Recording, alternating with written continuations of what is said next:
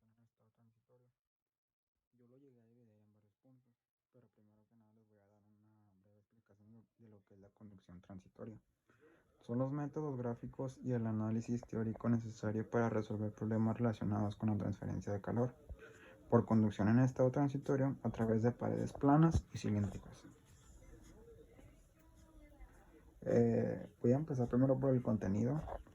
Es la conducción transitoria de la temperatura del mismo punto, ya que el cuerpo varía en el intervalo del tiempo, porque el flujo del calor no es constante.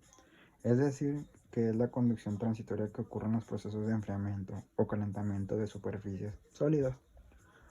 Un ejemplo es el calentamiento de un eje en un horno para darle un tratamiento térmico, y el enfriamiento o calentamiento de las paredes en los hornos, etc.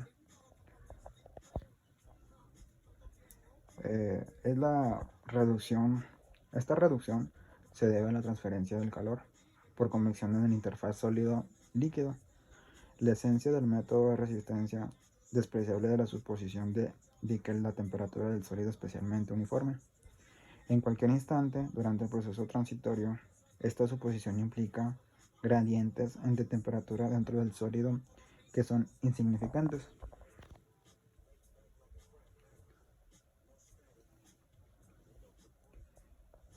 En el caso de la conducción en estado transitorio, la variación de la temperatura con respecto al tiempo es diferente a cero.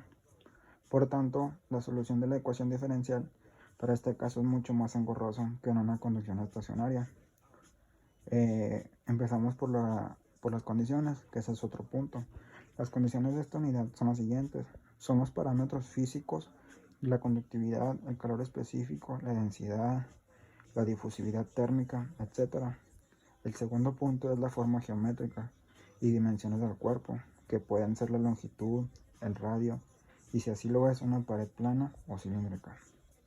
El último es la distribución de la temperatura en estado inicial, donde conjuntamente con las condiciones de unidad y la ecuación diferencial se da la solución matemática del problema, con lo que consiste en determinar la función de t es igual a f sobre 1, 2, 3, dependiendo de las temperaturas que tengamos, y así satisfaga la ecuación diferencial y las condiciones de la unidad.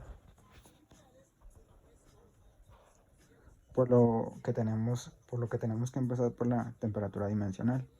La temperatura dimensional, pues empezamos por donde tenemos la temperatura de un punto X, donde el cuerpo se enfría o se calienta, menos la temperatura F sobre la temperatura O, que es la temperatura del cuerpo en el que instante inicia la temperatura, menos la temperatura del medio frío o caliente, donde está colocando un cuerpo que se enfría o calienta, como se los muestro en la cartulina. Ya teniendo todos esos números de temperaturas, se hace la siguiente ecuación, donde se divide y se obtiene la temperatura dimensional. De ahí seguimos a lo que es el número de Fourier, donde el número de Fourier es FO es igual a por T menos sobre LO al cuadrado, donde A es la difusividad térmica del material sólido que se enfría o se calienta. T es el tiempo que dura del proceso de enfriamiento o calentamiento, y LO es la magnitud lineal de referencia, ya que este término causa confusión y no se conoce muy bien su significado. Por él puede ser la mitad del espesor de una pieza plana o el radio en el caso de una cilíndrica. Por lo mismo se pone al cuadrado, y teniendo todos esos números y temperaturas, se hace la siguiente fórmula, donde es A por tiempo sobre la magnitud lineal al cuadrado. De ahí nos vamos al número de Voigt. El número de Voigt es BI es igual a por LO sobre la conductividad, donde A es el coeficiente individual de la transferencia de calor y es la magnitud que determina la intensidad con que el medio está colocada la pieza e intercambia calor con ella. Lo otro es la conductividad térmica. Es dependiendo del material que se puede a veces enfriar o a veces también calentar. Teniendo todos nuestros valores se hace la operación donde A por LO sobre conductividad térmica y obtenemos los valores de número de Voigt.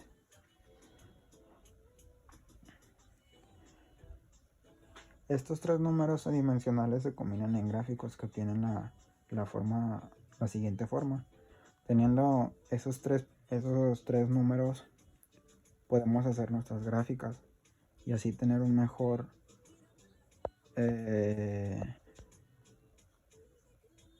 estatus para poder hacer nuestra gráfica y poder realizarla. Ya que se conoce el tiempo, también se quiere saber la temperatura y se dividen en 6 puntos, donde pues determinando el número de Fourier y lo ubicamos en el punto en el gráfico. Determinamos también el valor de Voigt y trazamos una recta perpendicular desde el valor del número de Fourier que ya habíamos obtenido, que corte a la recta que corresponda con el valor del número de Voigt. Así también trazamos una recta desde la intersección de la recta anterior con la del número de Voigt hasta el eje de las ordenadas y determinamos el valor correspondiente de la temperatura adimensional y de la ecuación correspondiente despejamos el valor de Tx, que Tx, como lo habíamos dicho, es la temperatura del punto X determinado del cuerpo que se llega a enfriar o se llega a calentar. Teniendo todo eso y ya que se conoce la temperatura, se quiere ahora saber el tiempo en el cual llega a alcanzarla. Y por eso mismo, conocidas las temperaturas, se determina el valor de la temperatura dimensional y lo marcamos en su valor en el eje de las ordenadas en el gráfico. Teniendo todo eso, determinamos el valor del número de Voigt que ya habíamos obtenido de las siguientes fórmulas que les acabo de mencionar y trazamos una recta igual perpendicular desde el valor del eje de las ordenadas hasta que corte la recta correspondiente con el número del número de Voigt. Ya por último trazamos una recta desde la intersección de la recta anterior con la del número de Voigt hasta el eje de las ordenadas y determinamos el valor correspondiente del número de Fourier y de la ecuación correspondiente y despejamos el valor del tiempo. Y ahora sí, teniendo esos tres, podemos realizar nuestra gráfica y tener todo completo.